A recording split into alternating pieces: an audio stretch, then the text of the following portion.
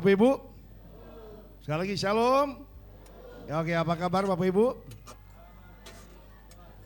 Oke, belum semuanya. Apa kabar Bapak Ibu, teman-teman? Haleluya, sekali lagi berikan tepuk tangan yang paling meriah bagi Tuhan Yesus. Haleluya. Oke, dalam 2 bulan ke depan kita sudah ada tema yang kita akan belajar bersama-sama. Mari kita membuka firman Tuhan 1 Timotius 2 ayat 6. 1 Timotius 2 ayat yang ke-6, mari kita baca bersama-sama dengan suara yang nyaring. 2, 3. Yang telah menyerahkan dirinya sebagai tebusan bagi semua manusia, itu kesaksian pada waktu yang ditentukan. Sekali lagi 2, 3.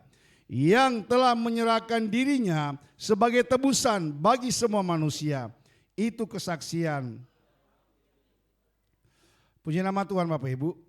Saya kira percaya ya memang sekarang sudah menuju kepada bagaimana kita akan mempersiapkan untuk merenungkan, menghayati akan pengorbanan Tuhan Yesus Kristus di atas kayu salib. Dan ini adalah karya yang luar biasa. Inilah mujizat yang paling terbesar di dalam kehidupan umat manusia, terutama yang percaya sama Tuhan Yesus Kristus. Ini sangat penting Bapak Ibu, karena kalau tanpa pengampunan, tanpa penyaliban, kita binasa semua. Kita binasa.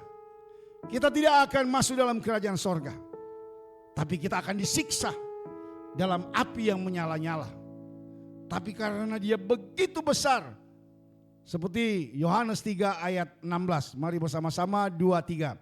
Karena begitu besar kasih Allah akan dunia ini, sehingga dia telah mengaruniakan supaya setiap orang yang percaya kepadanya. Ayat hafalan, ayat yang sudah memang ya di luar nggak baca pun Alkitab kita sudah tahu. Tapi persoalannya, apakah itu sungguh-sungguh menjadi remah dalam kehidupan saudara dan saya? Ini luar biasa Bapak Ibu. Dia mengasihi umat manusia, seluruh orang, seluruh dunia dia mengasihi. Tapi yang luar biasa, bagi yang percaya. Bagi yang percaya, berarti yang tidak percaya ada di dalam hukuman. Tapi bagi saudara dan saya yang percaya, berbahagialah. Ini yang namanya adalah keselamatan eksklusif yang diberikan kepada saudara dan saya. Apalagi ditambah oleh Yohanes mengatakan, akulah jalan kebenaran dan hidup. Tidak ada seorang pun yang datang kepada Bapa kalau tidak melalui aku. Siapa itu aku? Yesus. Yesus. Dia menjamin akan keselamatan saudara dan saya. Dia yang menjamin. Kok masih ada orang ya yang gak mau ya? Kok masih ada orang yang untuk dia berpaling daripada keselamatan itu? Ya memang itu proses yang sangat yang berat yang harus kita lalui. Yang Paulus mengatakan kerjakan keselamatan. Kerjakan keselamatan. Mengerjakan keselamatan itu bagaimana kita akan mengupayakan terus bekerja, terus bekerja. Jangan hanya mengatakan, oh saya sudah diselamatkan. Enggak. Harus kerjakan keselamatan. Hidup dalam perubahan. Hidup dalam pertobatan. Amin Bapak Ibu. Amin. Ini penting sekali. Nah oleh sebab itu Bapak Ibu, ada seseorang, ada pribadi yang luar biasa. Yang menggantikan. Itu namanya barter. Barter. Sehingga dia mau menebus dosa saudara dan saya. Bapak Ibu yang saya kasih dalam Tuhan, apa sih itu barter?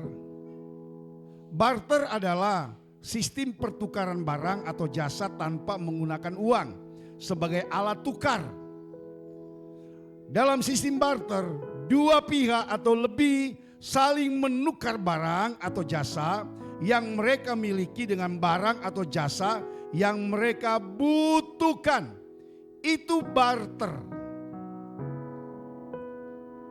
Contoh Bapak Ibu, Seorang petani memiliki beras dan membutuhkan sayuran, maka ia dapat menukar berasnya dengan sayuran yang dimiliki oleh seorang tukang kebun. Itu barter. Nah, jadi Bapak Ibu yang saya kasih dalam Tuhan Yesus Kristus, kadang-kala kita memperhatikan, melihat ada orang yang dari kebun pedalaman, dia pergi ke kota. Dia bawa hasil pertanian, dan karena dia nggak ada beras, maka dia bawalah sayuran itu. Dia butuh beras, butuh umpama Indomie lah, minyak lah. Dia bawalah hasil pertaniannya untuk dibarter, ditukar. Ditanya, kamu mau apa? Mau beras, mau minyak. Kamu bawa apa? Sayur, buah-buahan yang dia bawa. Pernah melihat akan video TikTok itu yang ada di Indonesia bagian timur, yang selalu menyiapkan adalah TNI. Jauh-jauh dia datang dari ladang, dia datang ke pos. Dia butuh beras, minyak, dan lain sebagainya. Dan orang-orang tersebut, aparat itu dengan senang hati memberikan. Itu barter. Mereka sudah siapkan. Atau seorang tukang kayu memiliki meja dan membutuhkan pakaian, maka ia dapat menukar mejanya dengan pakaian yang dimiliki oleh seorang penjahit dan lain sebagainya. Itu barter.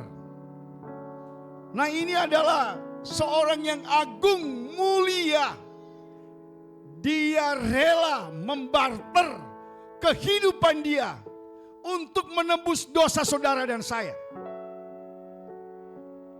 Dia menukar akan tubuhnya, disiksa, dianiaya, agar kita yang mau binasa diselamatkan.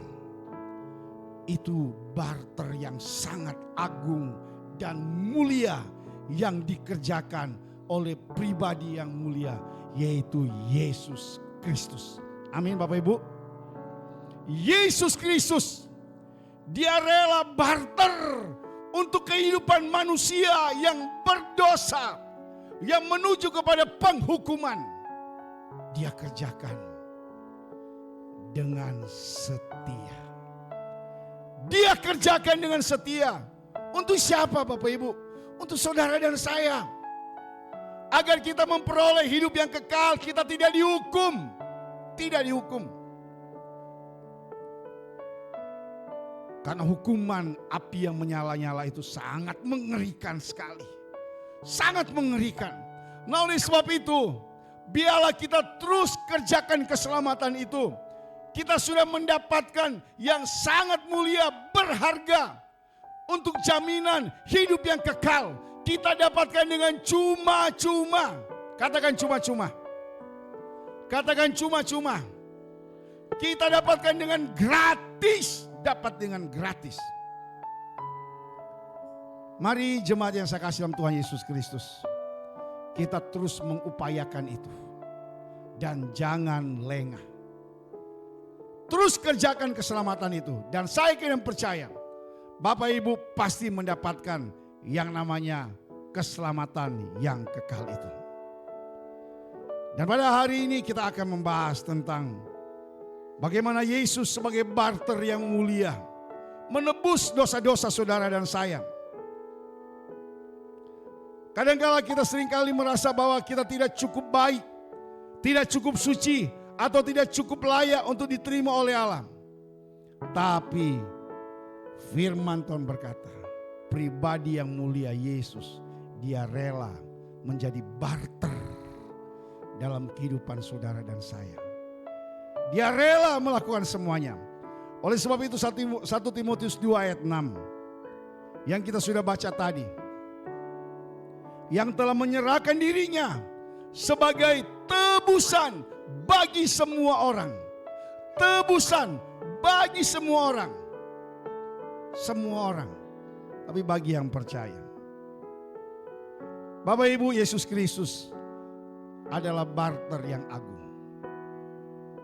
Dia menjadi pribadi yang luar biasa. Mari kita baca Yesaya 53 ayat 5. Yesaya 53 ayat yang ke-5. Kita baca bersama-sama dengan suara yang nyaring. 2, 3. Tetapi dia tertikam oleh karena pemberontakan kita. Dia diremukkan oleh karena kejahatan kita. Ganjaran yang mendatangkan keselamatan bagi kita ditimpakan kepadanya. Dan oleh bilur-bilurnya kita menjadi sembuh. Amin. Sekali lagi kita baca bersama-sama. 2, 3. Tetapi dia tertikam oleh karena pemberontakan kita. Dia diremukkan oleh karena kejahatan kita. Ganjaran yang mendatangkan keselamatan bagi kita ditimpakan kepadanya. Dan oleh bilur-bilurnya kita menjadi sembuh. Amin Bapak Ibu. Itu luar biasa. Ini nubuatan daripada Yesaya. Jauh sebelum terjadi, Yesaya sudah menubuatkan. Dia sudah sampaikan. Nah oleh sebab itu, Yesus Kristus telah menjadi barter yang mulia untuk tebusan dosa-dosa kita. Dia menanggung hukuman atas dosa kita sehingga kita dapat dibebaskan dari hukuman yang mengerikan itu. Dibebaskan Bapak Ibu. Kita mendengar aja orang kalau divonis ya. Belum divonis saja baru ditetapkan tersangka oleh lembaga KPK. Udah langsung tiba-tiba sakit. Padahal sebelumnya gak sakit. Baik-baik saja. Baik-baik. Tapi tiba-tiba pengacaranya bilang kliennya lagi sakit. Padahal sebelumnya gak sakit. Itu sudah ada tekanan secara psikologi. Udah stres. Depresi. Tiba-tiba di rumah sakit. Nah itu kan. Itu baru ditetapkan tersangka. Belum dinyatakan vonis. Umpama hukuman 15, 16, 20, 30 tahun. Apalagi hukuman seumur hidup. Waduh. Iya. Belum lagi hukuman yang paling mengerikan adalah hukuman mati. Nah jadi Bapak Ibu yang sekasih dalam Tuhan. Yesus menanggung semuanya. Dia kan bukan lagi hukuman pencobaan. Bukan lagi hukuman berapa tahun. Tapi mati. Mati. Tidak apa-apa Bapak Ibu, biarin aja anak-anak. Nama juga anak-anak ya. Biar fokus ke depan aja. Iya. Hukuman mati.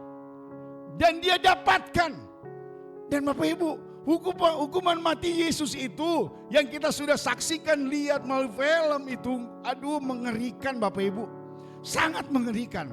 Kalau kita baca dalam Yesaya 53. Bagaimana bentuk rupa muka daripada yang dia nubuatkan.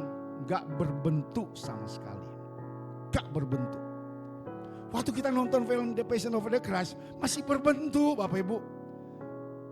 Tapi Yesaya menubuatkan muka semuanya gak berbentuk. Dia lakukan semuanya untuk saudara dan saya. Amin. Dia lakukan untuk kita. Supaya kita beroleh hidup yang kekal. Kita tidak dihukum. Gak dihukum. Bapak Ibu yang sekasih dalam Tuhan Yesus Kristus.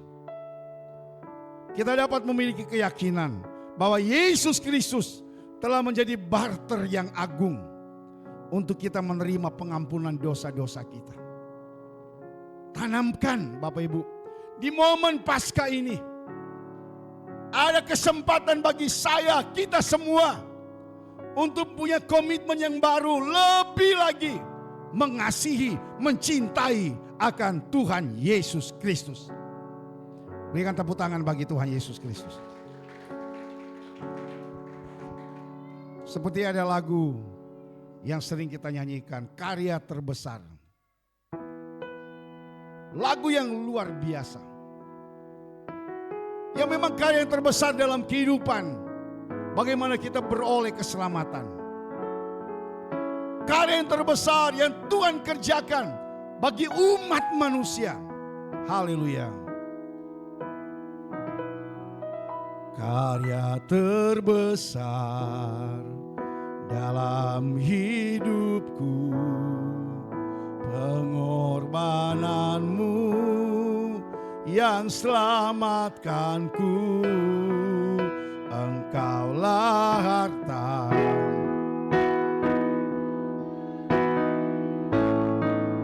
yang ku miliki, dan ku karya terbesar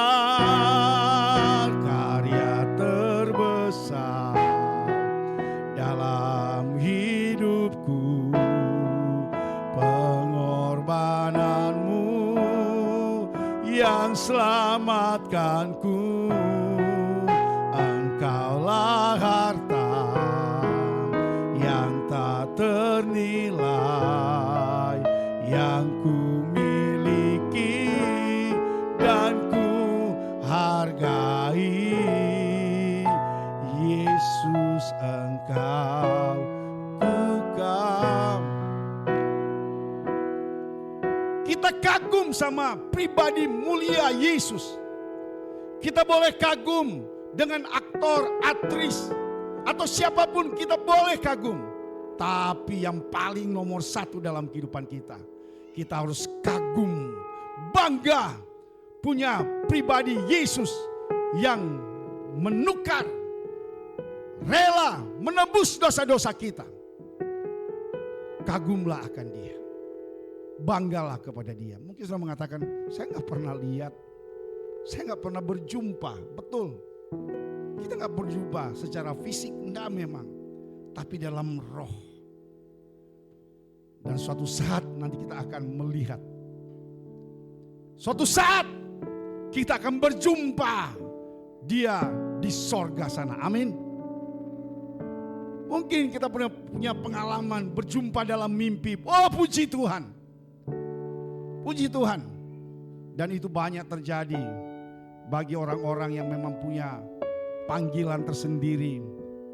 Dia berjumpa menggunakan jubah yang mulia sekali. Dan itu dialami oleh para murtadin.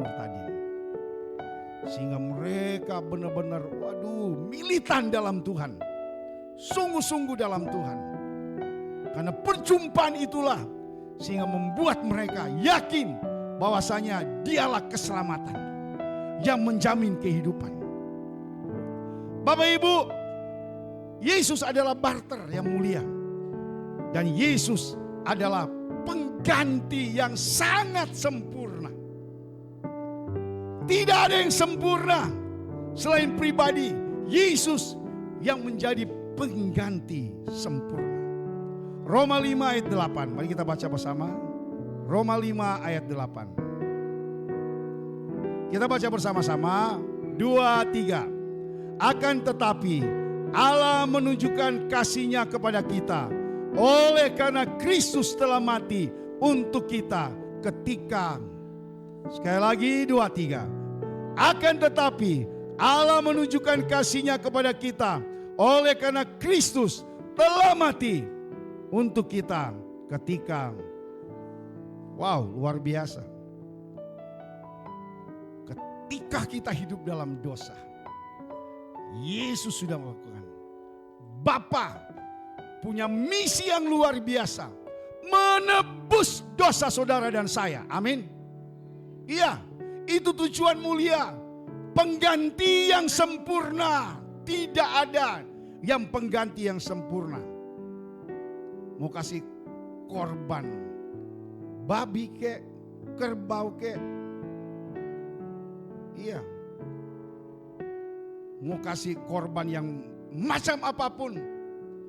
Tapi Yesus menjadi korban pengganti yang paling sempurna. Memang di Alkitab, di Taurat itu memang digambarkan domba yang kudus, domba yang tidak bercacat celah, yang dibawa ke bait Allah di zaman itu. Dipilih yang terbaik, itulah yang menunjuk kepada domba anak, domba Allah, Yesus Kristus. Jadi di zaman itu disiapkan tempat, ada satu tempat menampung, mempersiapkan pada saat kan ada korban bakaran di bait Allah. Dipilihlah yang terbaik dari semua binatang-binatang untuk dipersembahkan pada saat itu. Gak gampang Bapak Ibu. Gak gampang dan gak sembarangan. Dipilih, dikhususkan yang terbaik, tidak bercacat celah. Tidak bercacat celah. Itulah sekali katakan, itulah yang menunjuk kepada anak domba Allah, yaitu Yesus Kristus. Yesus Kristus. Sekarang tidak usah lagi untuk membawa korban yang mulia kayak begitu. Yesus telah menggantikan semuanya. Yesus telah menyempurnakan akan korban-korban sembelihan itu.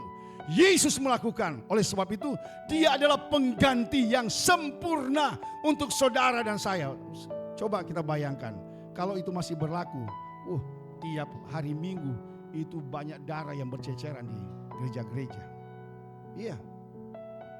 Yesus sudah menggantikan dan digenapi. Bukan berarti hukum Taurat ditiadakan, tapi hukum Taurat disempurnakan oleh Yesus Kristus untuk saudara dan saya. Dari ayat ini jelas mengatakan, tetapi Allah memperlihatkan kasih-Nya kepada kita oleh karena Kristus telah mati untuk kita ketika saudara dan saya hidup dalam dosa. Yesus telah menjadi pengganti yang sempurna untuk saudara dan saya. Amin Bapak Ibu. Dia telah menanggung dosa-dosa kita sehingga saudara dan saya dapat dibebaskan dari hukuman dosa tersebut. Dia selesaikan semuanya. Maka kita dapat memiliki keyakinan bahwa Yesus Kristus telah menjadi pengganti yang sempurna untuk kita dan menerima pengampunan dosa. Pengampunan dosa.